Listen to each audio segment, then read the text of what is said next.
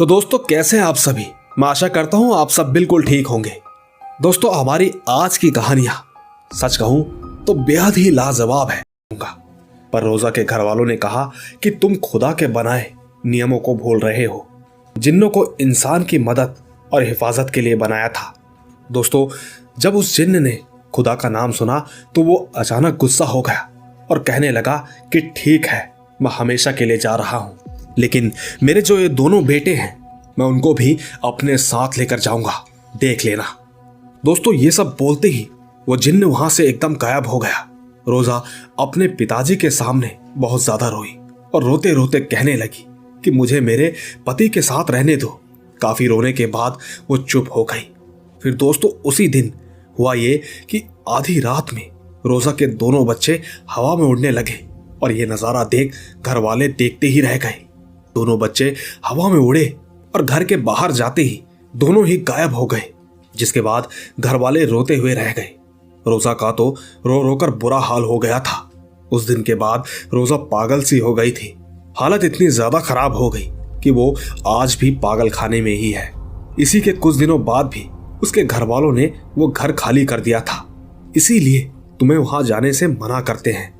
दोस्तों मेरी माँ ने जब मुझे ये सब बताया और कहा कि बेटी ये सब सच्ची बात है, इस दुनिया में कई चीजें ऐसी होती हैं जिस पर यकीन कर पाना मुश्किल होता है। साथियों उस दिन के बाद से मैं उस बगीचे में कभी नहीं गई। हाँ, लेकिन आज भी बाहर से मैं उस बगीचे के अंदर झांकती हूँ तो सच में दिखता है कि झूला अपने आप झूल रहा है और पेड़ों की डाली भी अपने आप नीचे तक आ जाती है। न जाने आप इस कहानी को वहम समझे, ये तो मुझे नहीं पता, पर अगर आपको जरा सी भी सच्चाई लगती है तो नीचे कमेंट में जरूर बताइएगा। पर इसी के साथ मैं अपनी तीसरी कहानी भी सुनाना चाहती हूँ, जो कि 4 साल पुरानी है। हमारे गांव में 2 या 3 बार बाबा जी का सत्संग करने आते हैं, इसीलिए हम सब भी उन्हें सुनने जाते हैं। तो जो बाबा जी 4 साल पहले आए थे, उन्होंने एक बात बताई थी जिसे हम सब सुनते ही रह गए और आज तक सोचते हैं कि कैसे कैसे लोग होते हैं। बाबा जी ने बताया कि उनके गुरु के साथ एक घटना घटी थी जो कि उन्होंने हमें सुनाई थी। बाबा ने कहा कि उनके गुरुजी के पास एक परिवार आया हुआ था। उनके बेटी के अंदर एक आत्मा थी। काफी जगह दिखाने के बाद भी कोई फायदा नहीं हुआ। तब गुरुजी ने उसकी आत्मा को मुक्ति दी थी। जब वो परिवार आया तब तो उनकी बेटी की हालत बेहद ही ज्यादा खराब थी और जब अकेले में गुरुजी ने उस आत्मा को बोला कि तुम कौन हो, तो उस आत्मा ने कहा कि मैं इस लड़की का ही पिता हूँ, मैं मेरे ही परिवार से बदला लेने आया हूँ। गुरुजी ने उस आत्मा से कहा कि तुम ये सब क्यों करना चाहते हो, इन लोगों ने आखिरकार तुम्हारा बिगाड़ा क्या है। दोस्तों तब जो उस आत्मा ने गुरुजी को बताया, वो बात सुनकर गुरुजी हैरान हो गए और साथ ही दुखी भी हो गए। उस आत्मा ने बताया कि मेरा नाम राम है, मेरे परिवार में मेरी पत्नी, एक बेटा और एक बेटी है। मेरा चमड़े का व्यवसाय था, हालांकि काम छोटा था पर हम सुखी थे। लेकिन बच्चे बड़े हुए तो उनकी जिम्मेदारी और उनकी जरूरतों को पूरा करने के चक्कर में मैं अपनी दुकान में झूठ बोलने लगा। यहाँ तक कि दिन भर लोगों से झूठ बोलकर काफी पैसा कमाता था। ऐसा करते करते दिन गुजरते रहे। मैंने काफी लोगों से ठगी करके खूब पैसे कमाए। मेरे बच्चे बड़े हुए, मैंने उनको पैसे और ऐशो आराम में कोई कमी नहीं रखी। फिर मैंने अपनी दुकान भी बड़ी कर ली थी। दिन गुजर रहे थे। अक्सर बैठे रहने की वजह से मुझे शुगर की बीमारी हो गई। ज्यादा मेहनत करने से मेरी तबीयत भी खराब होने लगी। मेरे बच्चे, मेरी पत्नी मुझ पर कभी ध्यान नहीं देते थे। मेरी पत्नी पूरा दिन मायके में रहती और बेटी अपने बॉयफ्रेंड के साथ। मेरा बेटा पूरा दिन दोस्तों के साथ आवारागर्दी करता था। किसी को भी मेरी नहीं पड़ी थी। एक दिन मैंने सबको बोला कि अब मेरे से दुकान में बैठा नहीं जा रहा, अब आप लोग मेरा धंधा संभालो। उस वक्त मेरे बेटे ने मेरी पत्नी को मना कर दिया। फिर मुझे ना चाहते हुए भी दुकान पर बैठना पड़ा। ऐसे ही एक दिन मेरी शुगर बहुत ज्यादा बढ़ गई थी, जिसके कारण मेरी मौत हो गई। जब मेरी मौत हुई तो मेरी डेड बॉडी को हॉस्पिटल से घर लाया गया। घर पर सारे रिश्तेदार आए हुए थे, लेकिन मेरी बहन का आना बाकी था, जो कि दूसरे दिन आने वाली थी। तब मैंने देखा कि मेरी पत्नी और मेरे बच्चे मुझे देखकर मुंह बनाते, मानो मेरे मरने का उन्हें कोई दुख ही ना हो। सबको पता होगा कि पिताजी के मरने के बाद बेटे के बाल काटते हैं। उस वक्त मेरी पत्नी ने सारे रिश्तेदारों को मना कर दिया कि बेटे के सर से बाल नहीं कटेंगे। जब रात हुई तो सभी लोगों का खाने का समय हो गया था। और ये बात तो आप सब जानते ही होंगे कि जब किसी के घर में मौत हो जाती है तो वहां पर तीखा और चटपटा खाना नहीं बनाते। जब सभी परिवार के लोगों ने सामने खाना खाया तो मेरे बच्चों ने कहा कि ऐसा खाना कौन खाए। वो अंदर किचन में जाकर पापड़ उठाकर सबके सामने खाने लगे। देर रात तक घर के सारे परिवार वाले मेरी डेड बॉडी के पास बैठे थे। तब मेरी पत्नी और मेरे बच्चे उठकर बेडरूम में आ गए और अंदर से कुंडी लगा ली। वो अंदर बातें करने लगे। मैं भी बेडरूम में गया और उनकी बातें सुनने लगा। मेरा बेटा बोला कि पिताजी को जला देते हैं, अजीब सी महक आ रही है और ये बाकी रिश्तेदार भी सर पर बैठे हैं। तब मेरी पत्नी ने कहा कि अब मैं क्या बोलूं, तेरे पिताजी को भी अभी मरना था, कुछ दिन और जिंदा नहीं रह सकते थे। देखो, एक जमीन के पेपर साइन करवाने थे, अब वो जमीन भी हाथ से चली गई। और तो और तेरे पिताजी की बहन इतनी बदतमीज है कि क्या ही बोले। इसके बाद वो कहने लगी कि एक रात की ही तो बात है बेटा, कल सवेरे होते ही ये सब चले जाएंगे। तो गुरुजी, जब मैंने ये सब सुना तो मैं बहुत ज्यादा दुखी हो गया। मैंने अपने परिवार वालों के लिए आखिरकार क्या नहीं किया और ये मेरे पीठ पीछे ये सब बातें कर रहे हैं। जब अगला दिन हुआ तो मेरी बहन आई और सब परिवार वाले मुझे अंतिम विदाई दे रहे थे। फिर कुछ दिनों बाद मेरे परिवार वालों में से किसी ने मेरी पत्नी को मेरी अस्थियां दी। तो मेरी पत्नी ने परिवार वालों से कहा कि हमारे पास अस्थियां विसर्जन करने के लिए बिल्कुल समय नहीं है। उसने 500 रुपए दिए और कहा कि आप ही ये काम निपटाओ। जब परिवार वाले कार लेकर घर से निकले तो सब बोल रहे थे कि कैसा नालायक बेटा और बीवी है, हम क्यों इनकी जिम्मेदारी ले। इसीलिए उन्होंने रास्ते में एक पंडित जी को मेरी अस्थियां दे दी। उन्होंने 100 रुपए देकर कहा कि इन अस्थियों को विसर्जित कर देना। उस वक्त उस पंडित ने मेरी अस्थियों को एक नाले में डाल दिया और खुद शराब पीने के लिए चला गया। मेरे मरने पर मेरी ये दुर्दशा हुई है, इसीलिए मुझे गुस्सा आ रहा है, मैं किसी को नहीं छोड़ूंगा। फिर गुरुजी ने कहा कि राम, तुम शांत हो जाओ, तुमने पहले भी गलतियां की और अब भी गलतियां कर रहे हो, मैं तुम्हें मुक्ति दूंगा, मेरा तुमसे वादा है।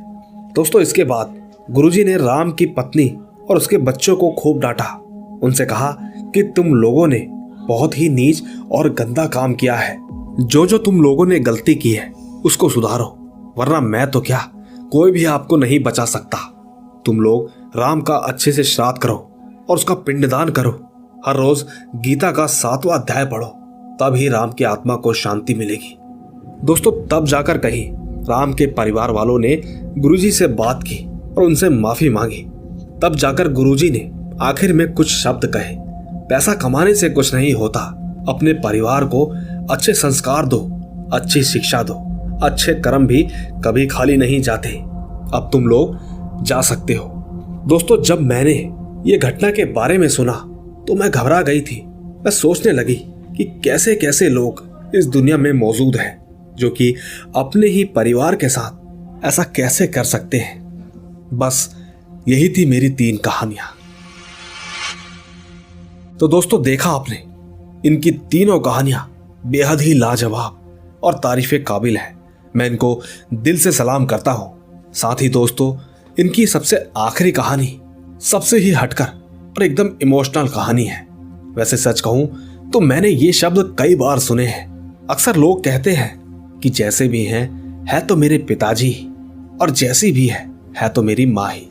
बाकी आपको क्या लगता है नीचे कमेंट्स में जरूर बताइएगा। तब तक मैं ले चलता हूं आपको हमारी आज की अगली कहानी की तरफ। आइए सुनते हैं। दोस्तों, मैं रामपुर शहर का रहने वाला हूं और आज जो कहानी मैं आप सभी को बताने जा रहा हूं वो मेरे दोस्त के साथ घटी एक सच्ची घटना है। दोस्तों, बात कुछ ऐसी है कि 2 दिन पहले से मेरा दोस्त अपने सर की पट्टी बंधवा के आ रहा था। उसके सर पर एक चोट का निशान भी था। मेरे उससे पूछने पर उसने बताया कि अभी कुछ दिन पहले जब यहाँ पर बारिश हो रही थी तब सुबह के समय वो जिम गया था। उस वक्त बारिश नहीं हो रही थी। जब वो जिम से वापस लौट रहा था तो उस समय बारिश होने लगी, इसीलिए वो जल्दी घर पहुंचने के चक्कर में शॉर्टकट वाले रास्ते से घर आ रहा था, लेकिन उस शॉर्टकट वाले रास्ते पर कोई भी नहीं था। एकदम सुनसान रोड थी और उसी रास्ते पर एक घाट भी पड़ता है। तो वो साइकिल पर था। अचानक से उसकी साइकिल को किसी ने जोर से धक्का दिया, जिसके कारण उसका सर आम के पेड़ से जाकर टकरा गया। पर हैरानी की बात तो ये थी कि जब उसने पीछे मुड़कर देखा तो वहां पर कोई भी नहीं था। इसीलिए उसने चुपचाप अपनी साइकिल उठाई और सीधा अपने घर पर आ गया। उसका कहना है कि तब से वो अब तक उस शॉर्टकट वाले रास्ते से वापस जिम नहीं गया। आइए दोस्तों, चलते हैं अपनी आखिरी कहानी की तरफ। आइए सुनते हैं। दोस्तों, मैं आप सभी को अपना नाम नहीं बताना चाहता। वैसे मैं गुजरात का रहने वाला हूं और आज जो कहानी मैं आप सभी को सुनाने जा रहा हूं वो मेरे साथ घटी एक सच्ची घटना है। दोस्तों, ये बात साल 2019 की है। एक दिन मुझे बहुत तेज बुखार आया था। तब मेरी माँ मुझे एक आंटी के पास लेकर गई और उस आंटी को सारी बात बताई। तो उस आंटी ने मुझे एक गुलाब का फूल दिया और कहा कि इस गुलाब के फूल को घर जाकर खा लेना, तुम्हारा बुखार उतर जाएगा। तो ठीक दोस्तों, जब हम घर वापस आए तो मैंने ठीक वैसा ही किया जैसा आंटी ने मुझे करने को कहा था। मैंने वो गुलाब का फूल खा लिया, लेकिन सच कहूं तो उस गुलाब के फूल के जरिए मेरे अंदर चुड़ैल को डाल दिया था, क्योंकि मैं उसी रात को जोर जोर से चिल्लाने लगा। ये देखकर मेरी माँ और मेरे पिताजी, घर के सभी लोग उठकर मेरे कमरे में आ गए। उन्होंने देखा कि मैं बिल्कुल टेढ़ा हो चुका था, जो कि मैं आपको बातों के जरिए बता नहीं सकता। घर वालों ने किसी तरह मुझे शांत किया और चुपचाप सुला दिया। पर सच कहूं तो पूरी रात मुझे अजीब अजीब से सपने आते रहे। दोस्तों, फिर इसके दूसरे दिन माँ मुझे एक बाबा जी के पास ले गई। सच कहूं तो हैरानी तो हमें तब हुई जब बाबा जी ने सेम वो फूल वाली बात मेरे घर वालों को बताई। बाबा ने तुरंत मेरे ऊपर झाड़ा लगाया और मुझे 20 दिनों तक घर से बाहर जाने से मना किया। वहां से जाने से पहले उन्होंने मुझे एक ताबीज पहनने को दिया। दोस्तों, कहानी छोटी है पर यकीन कीजिएगा ये बिल्कुल सच्ची है। दोस्तों, हमने भी सोचा था कि उन आंटी से जाकर पूछें, पर हमारे पास ऐसा कोई सबूत नहीं था जिससे कि हम उनसे इस बारे में बात कर सकें। बस यही थी ये कहानी। तो दोस्तों, यही थी हमारी आज की कहानियां। उम्मीद है आपको ये कहानियां जरूर पसंद आई होगी। दोस्तों, अगर आपको आज की ये कहानियां जरा सी भी पसंद आई हो तो कहानियों को लाइक, शेयर और कमेंट जरूर कीजिएगा। बाकी मैं तो मिलता ही रहूंगा आपको इसी तरह की रोमांच भरी रहस्यमयी कहानियों के साथ। बस तब तक आप अपना और अपने परिवार का ख्याल रखें। चलता हूं।